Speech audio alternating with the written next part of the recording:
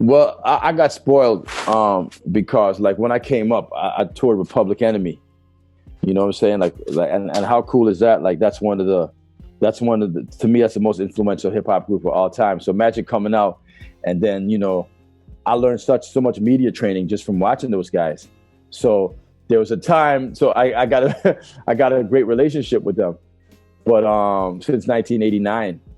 But imagine 2011, 2012, they're doing the Toronto show. Chuck D pulls me on stage and I spit he asked me to rhyme.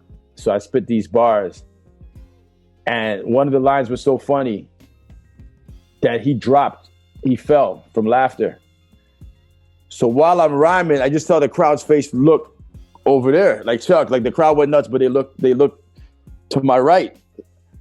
I saw Chuck D fall down like laughing. So I said to myself, like, wow, this is like my idol here. Like, should I stop my rhyming and help him back up, or should I finish my verse? I said, F that. Let me finish my verse. This is my and then Flavor Flav came and like tackled me. He goes, okay, you killed it, you know? So I had to maintain my cool, as you know, on that point. But that's one of my highlights right there. Just watching Chuck D, you know, someone who I looked up to, just watch him fall down because my bars hit him that hard. That's one of the highlights for me, you know. That was one of them with Chuck D falling, you know. Another one with Ice-T. I had a food fight with Ice-T and them guys. Them guys just started throwing chicken wings at us. And we're like, what? Man. The promoter wasn't too happy. You know what I mean? So that was kind of crazy. You didn't expect Ice-T to be wild like that, you know what I mean? But back then. But I won't necessarily say like wild stories, but like stuff like I remember like there was a time when Wu-Tang Clan just came out because my brethren was used to co-manage him at the time, my man Lask, Mike McDonald. So it was just ill being on the road to Jones Beach, hearing interludes from their album that wasn't even out yet. So imagine like the man's them is listening to like Method Man, you know, saying like, yo, Wu-Tang, you know, we attract like Voltron. We got, you know, the Inspector Deck, he's like such and such. And the chef, and the man is like, everyone in the van's like, yo, who told Meth to say all that? They were excited. You know what I'm saying? And to hear that finally like a year later be on their album, you know, and to sit beside Raekwon, man. And they stopped in Brooklyn to get their T-shirts because we went to Staten Island, but they went back to Brooklyn to get Jaz-O and ODB and pick up a box of T-shirts, right?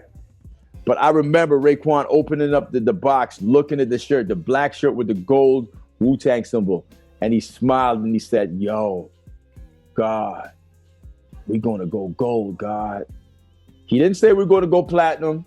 He didn't say we're going to be legends. It was just what he saw right there. Like he knew they were onto something.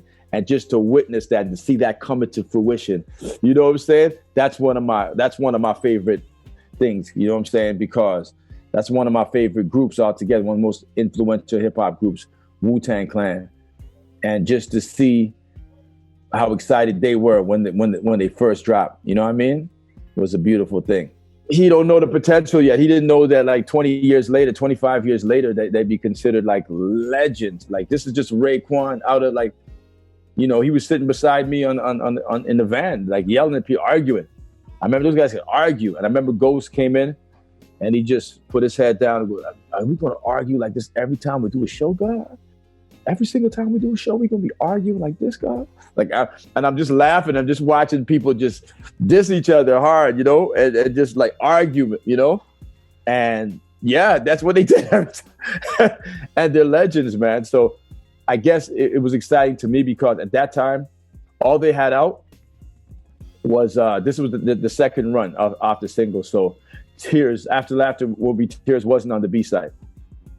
It was the method. It was the METHOD Man. That was the B-side of Protect Your Neck, because the original was Tears, right? But then they remixed. They did a revamp of the pressing, and they put METHOD Man. As I'm saying, which gave the single a new resurgence, and that was a solo cut from Meth. So he was like that guy. You know what I mean?